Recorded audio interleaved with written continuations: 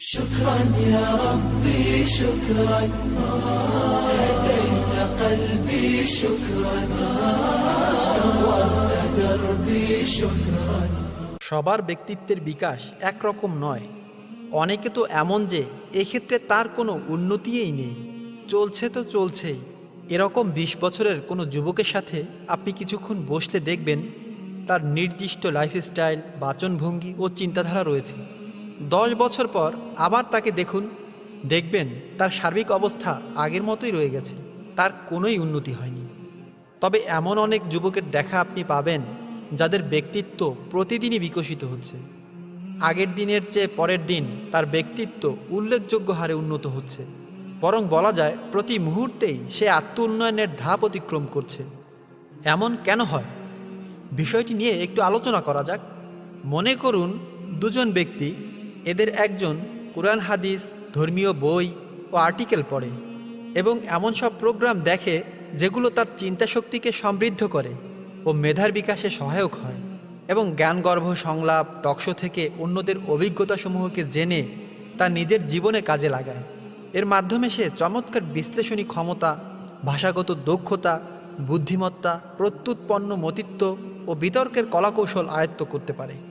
অপরপক্ষে দ্বিতীয়জন শুধু প্রেম কাহিনী নির্ভর নাটক, সিরিয়াল, আবেগপূর্ণ চলচ্চিত্র ও অ্যাকশনধর্মী ছায়াছবি দেখে সময় কাটায়।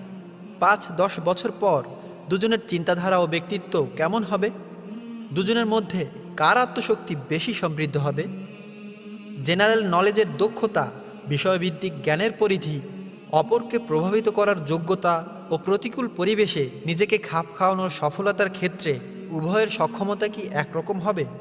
কখনো নয়, বরং এসব ক্ষেত্রে প্রথম জনের দক্ষতা ও যোগ্যতা হবে দ্বিতীয় জনের তুলনায় অনেক বেশি ও ভিন্নধর্মী। দুজনের কথাবার্তার ঢং ও উদ্ধৃতি দেওয়ার পদ্ধতিও হবে ভিন্ন রকম। প্রথমজন কুরআন হাদিস ও সঠিক তথ্য পরিসংখ্যানের মাধ্যমে উদ্ধৃতি দেবে, আর অপরদিকে দ্বিতীয়জন অভিনেতা ও নায়ক নায়িকাদের সংলাপ ও গানের কলি দিয়ে উদ্ধৃতি দেবে। এ ধরনের একজন ব্যক্তি একদিন আমার সঙ্গে কথা বলার সময় হঠাৎ বলল, আল্লাহ তাআলা বলেছেন, হে বান্দা, তুমি চেষ্টা করো, আমিও তোমার সঙ্গে চেষ্টা করব। আমি তাকে সতর্ক করে দিয়ে বললাম, ভাইজান, আপনি এটা কি বলছেন? এটা তো কোরআনের কোনো আয়াত তথা আল্লাহর কথা নয়। আমার কথা শুনে লোকটার চেহারা বিবর্ণ হয়ে গেল, সে একেবারে বনে গেল। পরবর্তীতে তার কথাটির উৎস নিয়ে আমি অনেক খোঁজাখুঁজি করলাম। আমার অনুসন্ধানে বেরিয়ে এলো যে এটা ছিল মিশরীয় একটি প্রবাদ বাক্য, যা কোনো ধারাবাহিক নাটক থেকে শুনে তার মনে গেঁথে গেছে। বস্তুত যে পাত্রে যা থাকে তা থেকে তাই ঝরে। আরেকটি বিষয় প্রণিধানযোগ্য, পত্রপত্রিকা তো অনেকেই পড়েন, কিন্তু কজন পাঠক এমন আছেন যারা উপকারী সংবাদ, তথ্যবহুল ফিচার ও সম্পাদকীয় কলাম পড়েন, যা তাদের আত্মবিকাশ, দক্ষতা বৃদ্ধি ও প্রজ্ঞার উন্নয়নে সহায়ক হতে পারে? এ ধরনের পাঠকের সংখ্যা খুবই কম। অথচ খেলার খবর ও বিনোদনের পাতা পড়ার মতো লোকের অভাব নেই। এ কারণেই পত্রপত্রিকাগুলোতে বর্তমানে খেলার খবর ও বিনোদনের পাতার কলেবর বাড়ানোর প্রতিযোগিতা চলছে। শুধু যে পত্রপত্রিকা পাঠের ব্যাপারে এ মনোভাব বিরাজ করছে তা নয়, বরং আমাদের বিভিন্ন আলোচনার আসরগুলোর ক্ষেত্রেও এই কথা প্রযোজ্য। সময় কাটানোর ক্ষেত্রগুলোতেও অনুরূপ অবস্থা বিরাজমান। সব জায়গায় আমরা অহেতুক বিষয় নিয়ে ব্যস্ত থাকি। আপনি যদি লেজ না হয়ে মাথা হতে চান, জীবনে বড় কিছু করতে চান, তাহলে জীবনের প্রতি মুহূর্তে আপনাকে আত্মবিকাশে মনোনীত হতে হবে। নিজের যোগ্যতা ও প্রতিভা বিকাশে সহায়ক এমন কাজ করতে হবে। এজন্য আপনাকে প্রচুর অনুশীলন করতে হবে। আবদুল্লাহ নামে এক উদ্যমী ব্যক্তি ছিল, কিন্তু তার মধ্যে অভিজ্ঞতার কিছুটা ঘাটতি ছিল। একদিন সে জোহরের নামাজ পড়ার জন্য মসজিদের উদ্দেশ্যে রওনা হলো। নামাজের প্রতি তার ছিল প্রচণ্ড আগ্রহ। দিনের প্রতি সীমাহীন অনুরাগ তাকে মসজিদের দিকে টেনে নিয়ে যাচ্ছিল। পাশে জামাত মিস হয়ে যায় কিনা এ আশঙ্কায় সে দ্রুত হাঁটছিল। কিন্তু মসজিদে যাওয়ার পথে সে একজন লোককে দেখল। লোকটি খেজুর গাছের ওপর বসে খেজুরের কাঁদি ঠিক করছে। ভাবখানা দেখে এমন মনে হচ্ছিল যে সে আজান শোনেইনি কিংবা নামাজ পড়ার কোনো গরজ অনুভব করছে না। এটা দেখে আবদুল্লাহ তো রাগে অগ্নিশর্মা হয়ে গেল। সে ঝাঁঝালো কণ্ঠে বলল, এই বেটা, নামাজের জন্য তাড়াতাড়ি গাছ থেকে নেমে আয়। লোকটি শান্তভাবে উত্তর দিল, ঠিক আছে ভাই, আসছি। আবদুল্লাহ বলল, তাড়াতাড়ি করো বেটা গাধা কোথাকার। গাধা শব্দটি শোনার সাথে সাথে লোকটির মাথায় রক্ত উঠে গেল। সে রাগে খেজুরের গাছ থেকে একটি শাখা কেটে নিয়ে বলল, কি বললে? আমি গাধা? দাঁড়াও, একটু দাঁড়াও, তোমার 12টা বাজিয়ে দেব।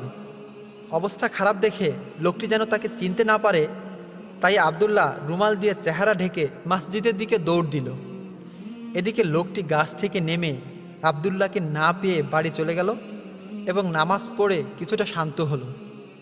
হালকা বিশ্রাম নিয়ে অবশিষ্ট কাজ শেষ করার জন্য আবার গাছে চড়ল। আসরের সময় আবদুল্লাহ নামাজ পড়তে বের হলো। লোকটিও আগের মতোই গাছের ওপর বসে কাজ করছিল। আবদুল্লাহ এবার দাওয়াতের রীতি পরিবর্তন করে ফেলল। সে লোকটিকে সালাম দিয়ে বলল, ভাইজান কেমন আছেন? লোকটি বলল, আলহামদুলিল্লাহ ভালো আছি।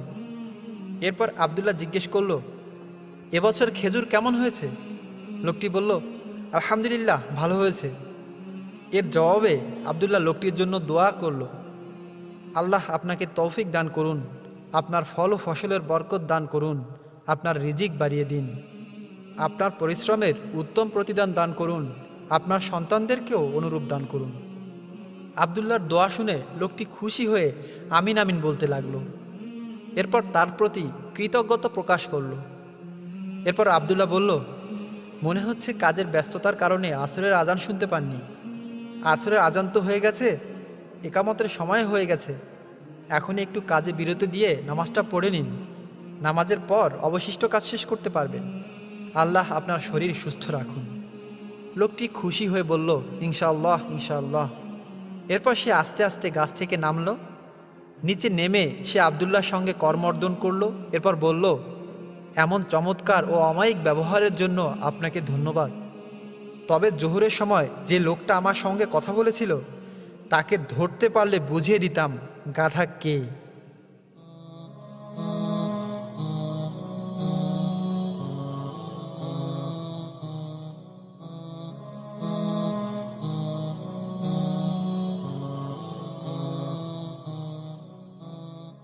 محمد سيد الكونين والثقلين والفريقين من عرب ومن محمد سيد الكونين